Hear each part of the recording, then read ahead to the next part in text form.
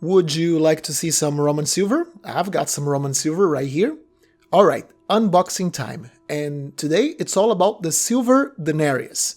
I have recently added to the collection some more Republican and early Imperial denarii. Some I've purchased because they were varieties of common types with some variations that I find interesting, like a small visual touch on the part of the die engraver, something that made it stand out. I have also added an upgrade to a coin I already had, and a special coin I've been hunting for a very long time. And before we get started, let me know in the comment section what you have been adding to your collection recently. Okay, let me show you what I've got. And we start with a variation of a fairly common Republican denarius type. This is a piece from 137 BC, issued under a magistrate of the family, or as the Romans called, the gens Baebia. And at first impression, it's a fairly common type of mid to late Republican denarius, with the helmeted bust of Dea Roma, the incarnation of the city of Rome. Some of the most affordable Republican silver you can buy on today's market are from around that time, not only because they're very common, but also due to the, well, normally rather artistically uninspired portraits of Roma. The portraits at this time tend to be rather not very good stylistically, especially if you compare it with the gorgeous portraits from the 190s, 170s BC. However, this one looks reasonably well made. It's also in quite fantastic shape. The wings on the sides of Roma's helmet are typically the highest part of the design, and I look at these first at the wings when trying to figure out how much wear does a coin have. It's undeniable that there's some wear over here, but it's minimal. All of the main design features are still present, so that would be, if someone wanted to grade this, it would be an example of a very solid VF+, a great looking coin. And to make it even more curious, most portraits of Dea Roma face to the right, and for some reason this one looks to the left. And since I really enjoy researching these small stylistic differences, that pushed me to buying this coin. As for the reverse, pretty standard as well for the time. The chariot being driven by some sort of deity type. It's the second type of reverse added to the Republican denarii, after the original Castor and Pollux horse rider types, and these ones have a little bit more variety. The chariot can have 2 or 4 horses, and the deities riding the chariot change as well. This can be a nice sub-niche for a Republican collector. The different gods and goddesses over here. In this case, we have Apollo. We can see it's Apollo from the bow he's carrying. It's a typical one of his symbols, so to speak. Under the horses, we have a nice little Roma written in, just to pass across the message of which state issued this coin. And at the very bottom, the name of the moneyer responsible for the mint at that time, with special emphasis to his family name, Baebia. Very nice little denarius. The next coin is another Republican denarius. This one is from a little bit later, from 111 BC. Once more, we have Dea Roma, but look at the difference in portrait style. So, starting around the 110s BC until the end of the Republic, there was an explosion in variety on the designs put on coins. The position of mint overseer was a common position, a common task given to young aristocrats at the beginning of their public careers. So this was a perfect opportunity for them to issue great looking coins with their family's name on it.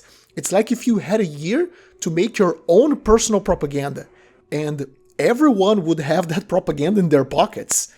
Most of the main design elements from the goddess are the same as in the earlier coin, and I mean, you can see like the main visual features of her helmet, her hair, her expression, everything is there. But I don't know, it's all just that much better executed here. The face is more proportional, the helmet has more details, it's all more refined. It's not a coin that necessarily passes that personal political message on the part of the magistrate that I just mentioned, but it's just so visually pleasing to me, and it must have called people's attention back then. On the reverse, we once more have the scene of a chariot pulled by 4 horses, driven by a deity. But here, once again, just like with the obverse, it all looks just much more refined. It's like a complete design evolution from the previous coin. The horses pulling the chariot aren't like a copy-paste image of one another, which resulted in that weird effect of its legs perfectly parallel to one another. Here, each individual horse has its own pose.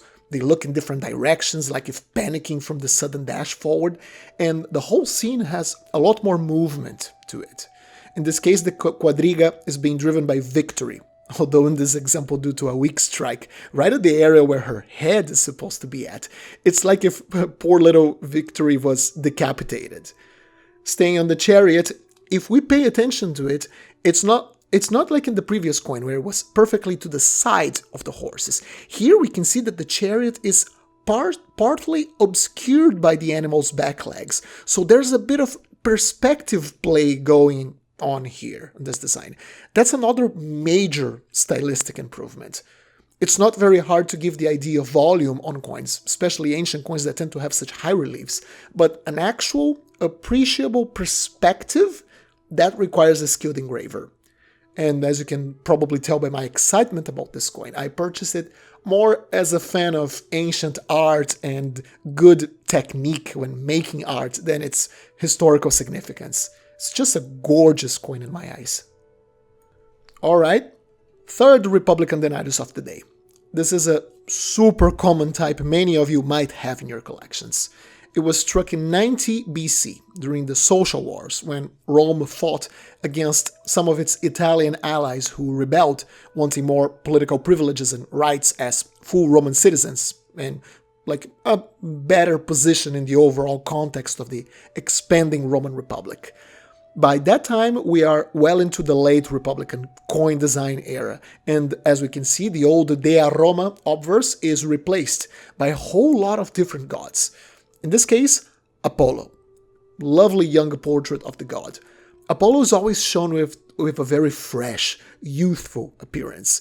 He was supposed to radiate this youthful energy. He was the god of music, for example, and he's often associated with the idea of sun, the sun rays, sunrise, although there was another deity more connected to the sun itself, but Apollo was all about that idea of energy, majesty, and we see him here with a fairly happy expression. He's even smiling.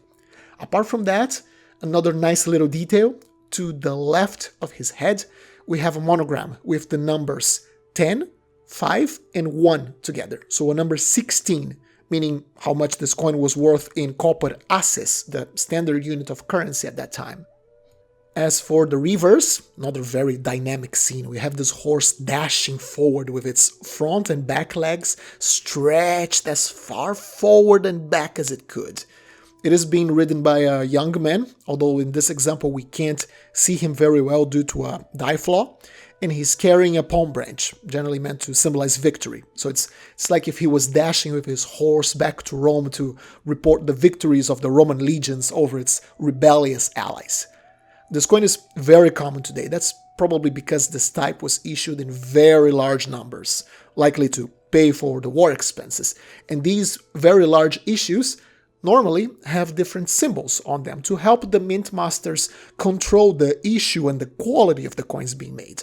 At the very top of this reverse, we have our control symbol. It's a small sword. We can see the long blade going to the left, horizontally aligned to the design, and at the right part of the supposed sword, we have these two vertical dashes. These are probably meant to represent the guard and the pommel of the sword. At the bottom, we have the initials of the money are responsible, Lucius Piso Frugi. And at the very bottom, we once more have a proud Roma to show the state that issued the coin. Fairly large and wide piece for a denarius as well. This example weighs 4.3 grams, which is a little bit over the theoretical standard for these coins. The mint workers were generous with the silver that day. Now, let's enter the Imperial period, and I've been on the hunt for this coin for a while now. Some of the older subscribers might know that I have a very soft spot for Emperor Antoninus Pius, who reigned between 138 and 161 AD. Very peaceful reign. He was a capable administrator, loved his wife and his daughter very much, raised the future Emperor Marcus Aurelius, He kept everything in order. Sometimes, just by not messing things up, you're doing a fantastic job already, and that's precisely what this spectacular emperor did. Now, one of the interesting stories that took place in the first months of Antoninus' reign was how he got that name, Pius. Pius wasn't part of his original name. It was something like faithful, loyal, in the sense of being dedicated to one's duty. This was a title given to him by the Roman Senate early in his reign.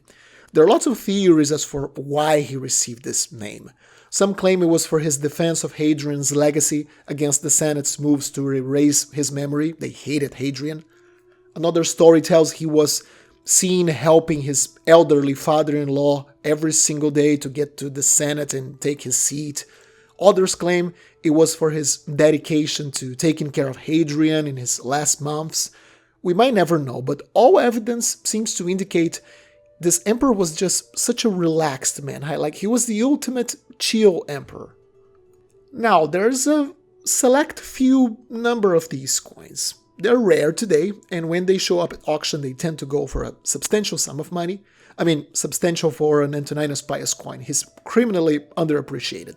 And these coins were struck in the very brief time interval between July 10th, 138, when Hadrian died and Antoninus became emperor, and a few months later, at most, when he received the Pius name and added it to his coins. In short, an Antoninus Pius coin without the Pius. The legends here read Imperator Caesar Aelius Antoninus Augustus. In a typical denarius, the Pius name goes after the words Antoninus or Augustus.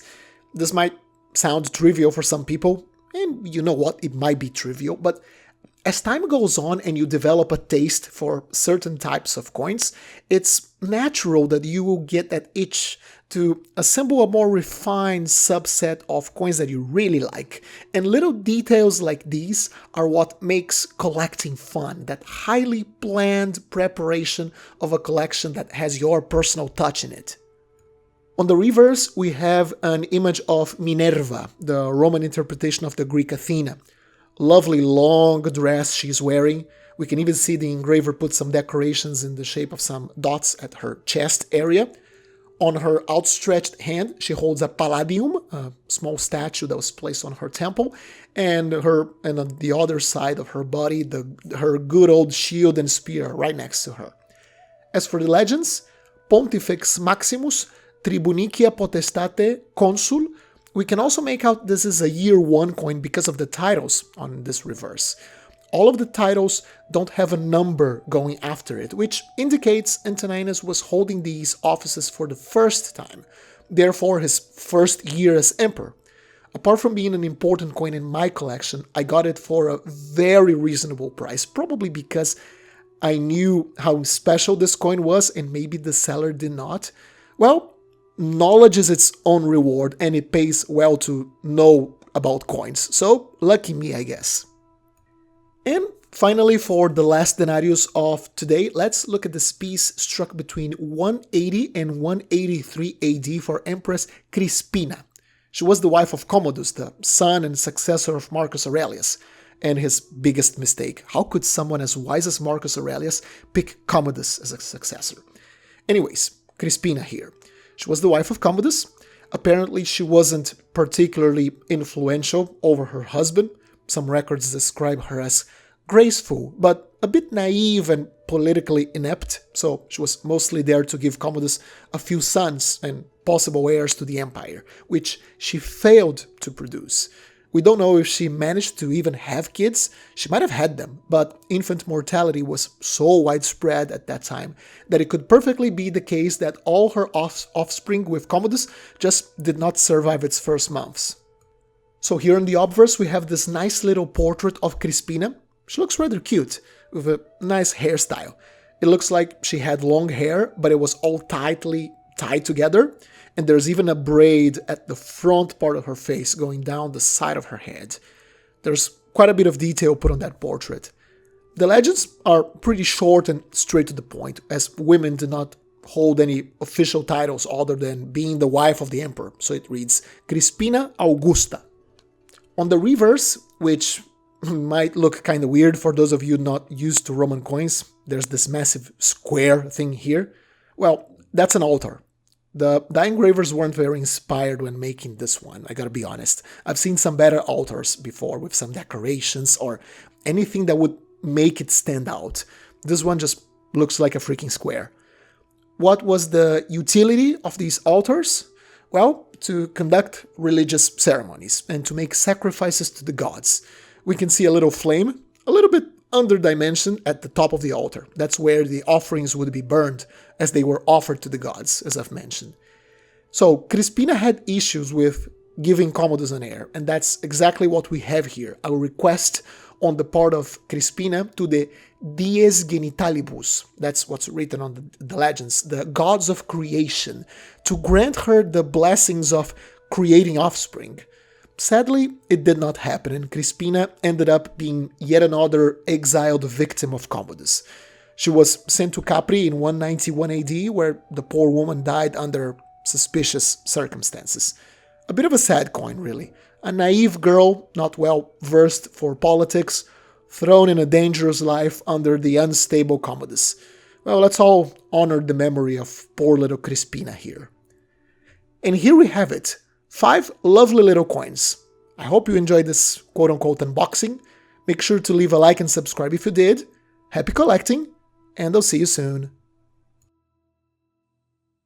Let me give a special thank you to all of my amazing channel members and Patreons for their generous support. This channel would not be the same without your help. And if you would like to be part of this list, have early access to my videos when they are uploaded to YouTube, and a series of other perks, make sure to check out my Patreon page and my members tab on YouTube. Thank you very much.